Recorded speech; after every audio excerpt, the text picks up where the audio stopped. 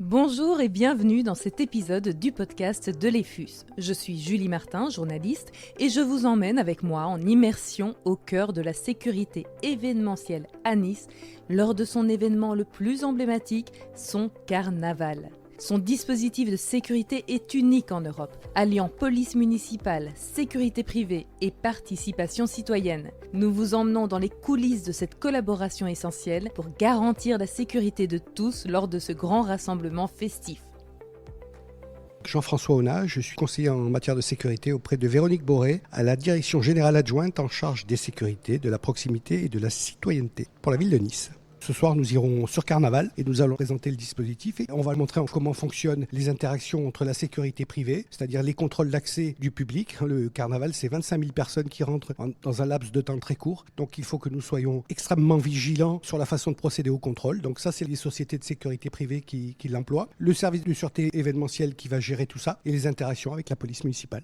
Entre les sociétés de sécurité privée qui sécurisent un événement comme celui de Carnaval que nous allons voir ce soir et les forces de police nationale, entre les deux, nous insérons un service de sécurité événementielle qui est particulier à la ville de Nice, qui est unique en Europe, et la police municipale. Voilà, c'est notre projet ce soir, c'est de montrer comment nous travaillons en collaboration les uns avec les autres, sans fausse note. Donc je suis Sarah Blanchon, je suis chef de service à la police municipale de Nice et je suis en responsabilité de la cellule de conduite opérationnelle à la direction de la police municipale de Nice.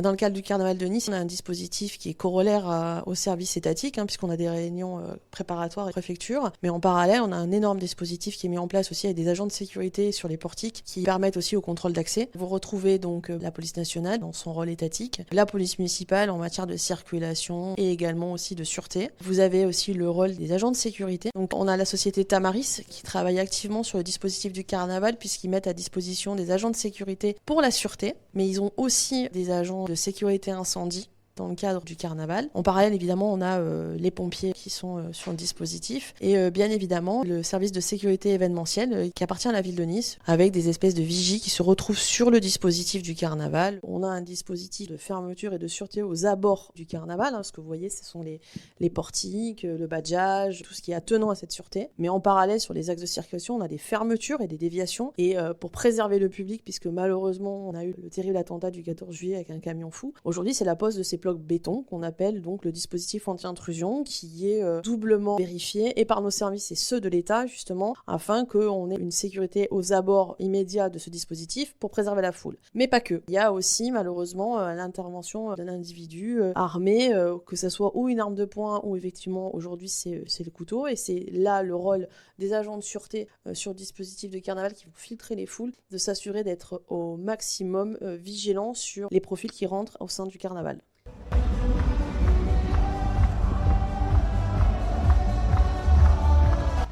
Alors, là, on vient de rentrer dans l'enceinte sécurisée de Carnaval.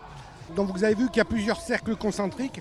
À l'extérieur, il y a des forces de police qui vérifient la périphérie de l'enceinte. Et là, on vient de passer les contrôles de sécurité. À partir de maintenant, nous sommes dans un sas étanche. Les personnes sont contrôlées, mais aucun véhicule n'est accepté. Donc, vous voyez les portiques.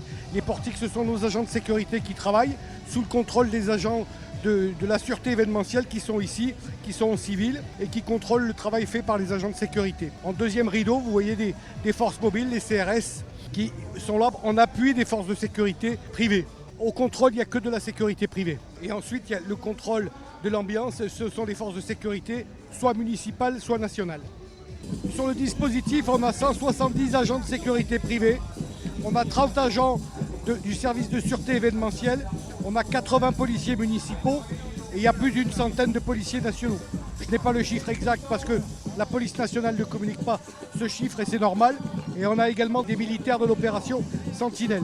En tout et pour tout, on doit avoir à peu près 500 agents des forces de l'ordre. La sécurité des Niçois et du public est entre les mains d'environ 500 agents de sécurité et des forces de l'ordre. Et c'est possible parce qu'on parle du continuum de sécurité globale. Donc tout le monde travaille ensemble.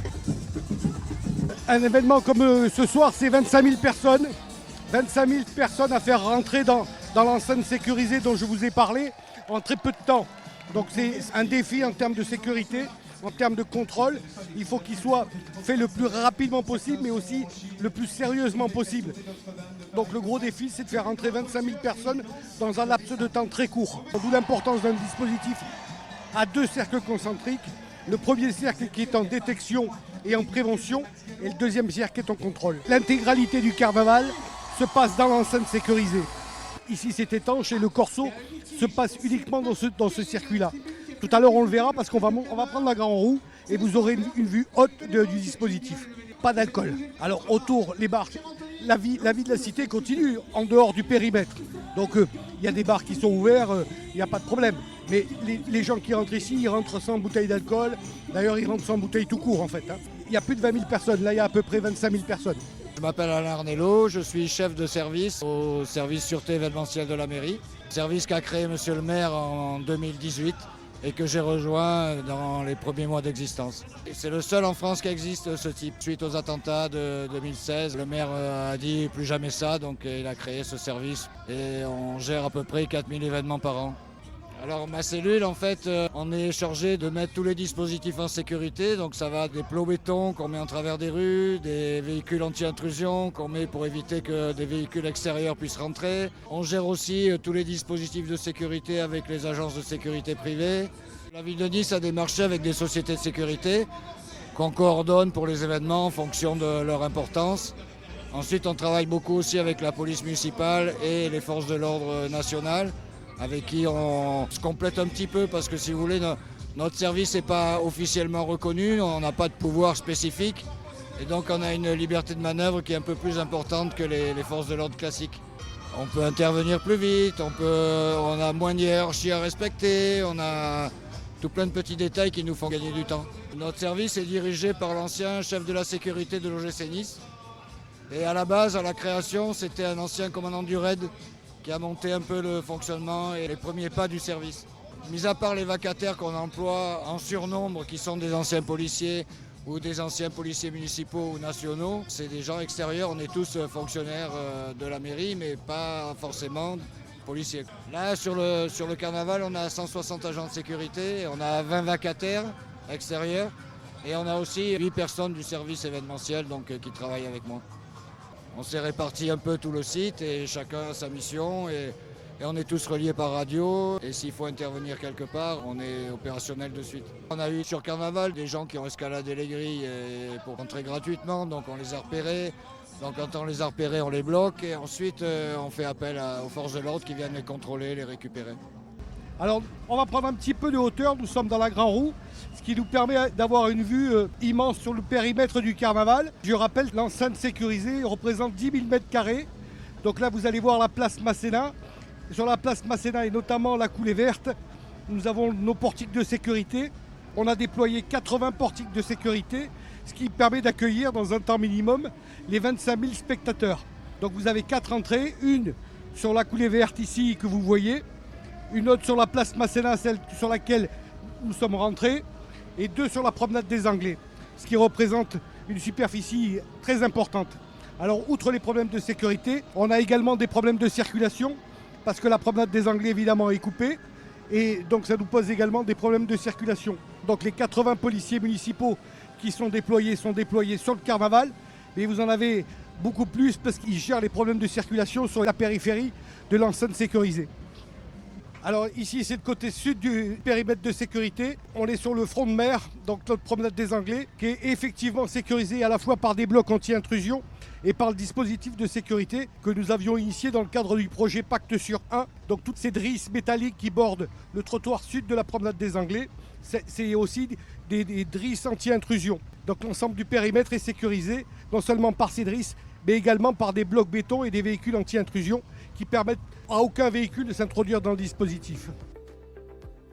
Un carnaval en toute sécurité, sérénité donc, grâce à une coordination minutieuse entre différents acteurs, des agents de sécurité privés aux forces de police, permettant de garantir la sécurité de milliers de participants. Merci d'avoir écouté cet épisode jusqu'au bout. Nous espérons que vous avez apprécié cette plongée dans l'univers de la sécurité événementielle. Ce podcast a été financé par la Commission européenne dans le cadre du projet Pacte sur 2. À très bientôt pour un nouvel épisode du podcast de l'EFUS.